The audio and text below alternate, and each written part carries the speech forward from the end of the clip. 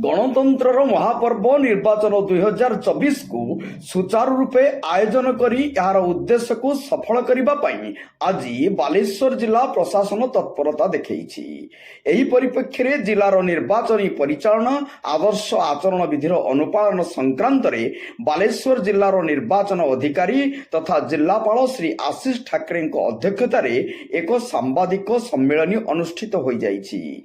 एही सम्मेलन रे जिलापाल श्री ठाकरे समस्त गणमाध्यम प्रतिनिधि मानक स्वागत जनाई जिलार हेबाकु थिबा साधारण निर्वाचन विषय विवरणी प्रदान करिसंती। भारतीय निर्वाचन कमिशन घोषणा अनुसार बालेश्वर रे 7म पर्यायर निर्वाचन आयोजन करा जिवो। जिलार 7म पर्याय पई गेजेट विज्ञप्ति 7 मई 2024 रे प्रकाश पाइबाकु थिबा बेले नामांकन पत्र दाखलर शेष तारीख 14 मई रखा जाइछि। 17 मई सुधा प्रार्थी पत्र प्रत्याहार हेबाकु स्थिर होइथिबा बेले 1 जून दिन मतदान एवं 4 दिन भोट गणित होबार कार्यक्रम रही।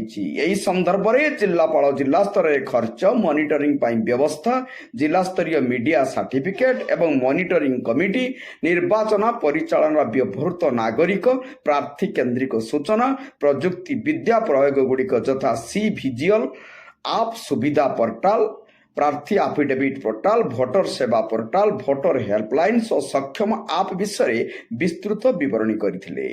जिला निर्वाचन परिप्रेक्षी में अधिक सूचना देवाक जाई श्री ठाकरे कही जिले में मतदाता संख्या 18,78,234 थिबा बेले पुरुष अछंती 9,56,154 जन महिला अछंती 9,21,196 जन। सेहीपरि भाव में जिलार 8टी विधानसभा निर्वाचन मंडली 5 जन वरिष्ठ प्रशासनिक अधिकारी रिटर्निंग ऑफिसर भाव नियोजित अछंती। जिले में 28टी ऑक्सिलरी बूथ समेत 1926 बूथ रे मतदान हेबो बोली जिला निर्वाचन अधिकारी प्रकाश करिसंती।